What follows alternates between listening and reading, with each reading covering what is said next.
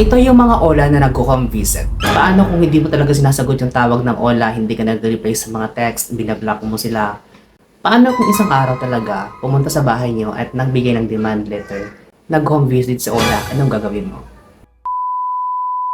Hey guys, it's me again, Jory ko, and welcome back sa aking YouTube channel. So for today's video, another OLA experience na naman natin pag-uusapan. So sa video na to ay pawang katotohanan lang. So disclaimer tayo guys ha. Lahat ng sasabihin ko sa video nito ay base sa aking experience, sa mga nababasa akong comment dito sa aking mga videos, and at the same time, I do my research as well. So para hindi magmukhang nanakot lang tayo dito, no? So without any further ado, ay wait, nakasubscribe ka na ba sa channel na to? Subscribe ka na sa channel na to guys, kasi libre lang naman yan. Ang channel ko na to guys ay nag-upload ako dito ng mga OLA experiences and OLA, basta about sa OLA. Oo, and click that bell icon para ma-notify kayo whenever I release a new video like this. So without any further ado, let's get started. So nangunguna sa aking listahan guys ay ito si Piso Loan. Si Piso Loan guys, ay hindi ko pa siya na-try personally, pero gusto ko siyang i-try pero hindi ako ma-approve, kaya hindi ko na siya tinry ulit. Si Piso Loan daw guys ay nag-home visit siya talaga. Nabasa ko dito, sabi, basahin mo tong comment na to. Nagulat ako ngayon ng umaga ay bigla na lang may dumating sa bahay na collector daw, nagpakilala na taga Piso Loan, tapos nag-abot ng letter, so binasa ko yung demand letter. Ayun, natatakot ako, anong gagawin ko? So ayun nga guys, kung isa kayo sa mga nakatry dito kay Piso Loan, anong masasabi niyo? Totoo ba talaga na nag-home visit siya? Na-experience niyo ba to? Kasi sa akin personally guys, si Piso Loan ay maganda yung feedback niya dati, last year. Pero ewan ko ngayon ang daming mga negative feedback dito. So, siguro di ko alam, nagbabago din siguro yung mga ugali ng mga OLA. So, pangalawa guys, ay ito si Mr. Cash. Si Mr. Cash guys, ay natry ko siya, pero nung nakabayad na ako sa due date ko, hindi na ako na-approve ulit. Same with Mabilis Cash. Parehas lang sila guys, silang dalawa ay nag-home visit. Oo, nabasa ko yung comment sa Facebook groups. May nag-comment doon na sabi na si Mr. Cash daw ay nag-home visit sa kanila. Pero nakipag-usap naman doon ng maayos yung collector sa kanila. And ayun, magsasettle na lang daw sila ng balance nila para wala na maging problema.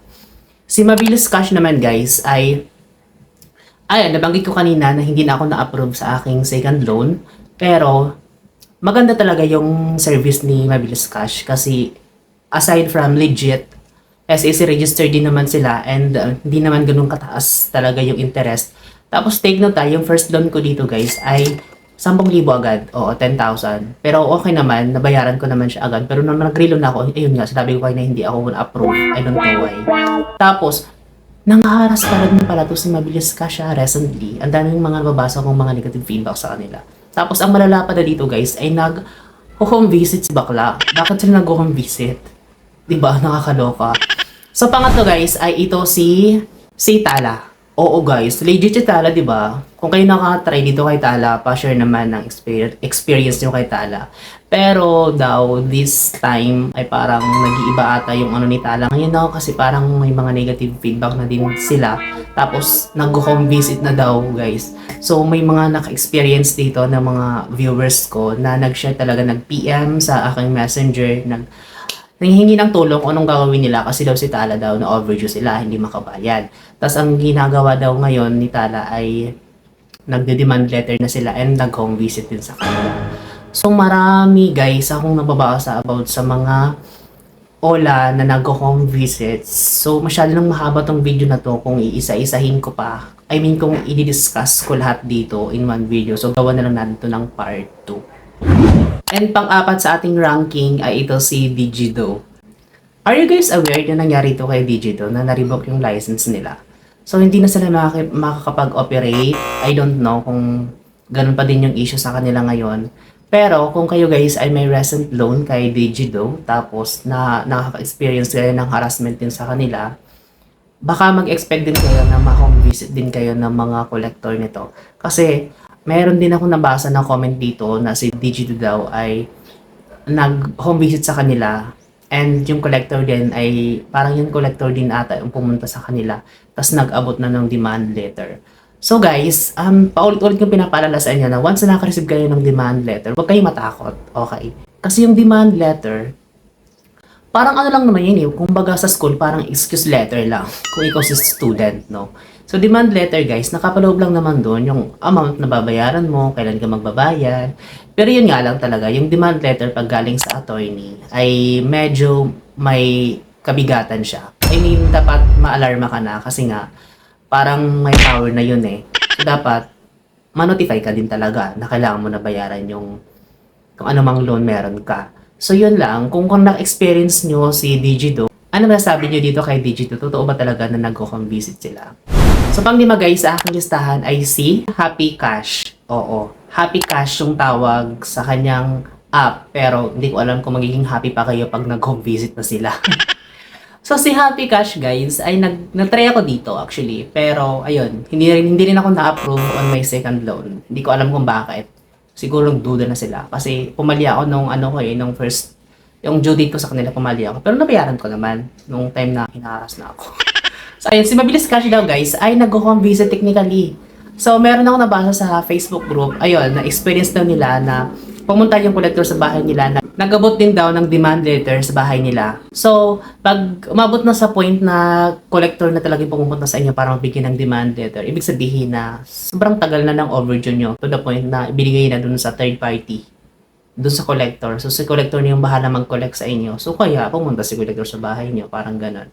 So, kung kayo ay nakatry dito kay kay Happy Cash, ano masasabi niyo dito? Legit pa na nag-home visit sila?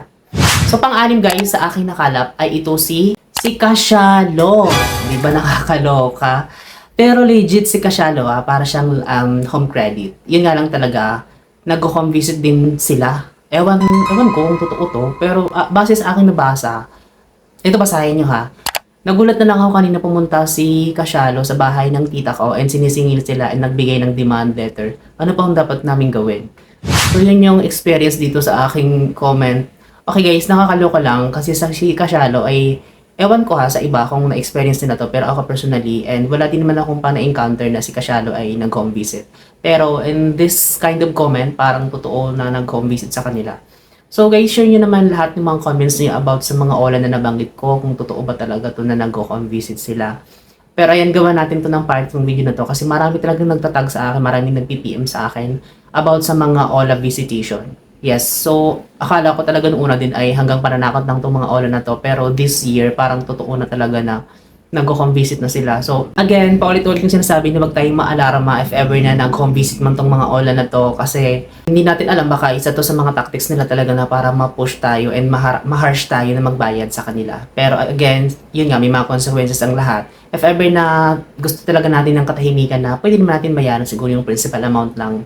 Kasi ako guys, aking mga previous olas, principal amount lang talaga yung binayaran ko. Tapos nakipag-usap ako na hindi ko babayaran yung matataas nilang interest to the point na bahala kayo dyan. Basta nakabayad na ako ng principal amount ko. Tapos na yun, hindi ko na babayaran yung interest. Kasi sobrang bigat. So yun lang naman guys. I hope that this video will help you and please make sure na nakasubscribe kayo ha. Yun lang and see you on my next upload. Bye!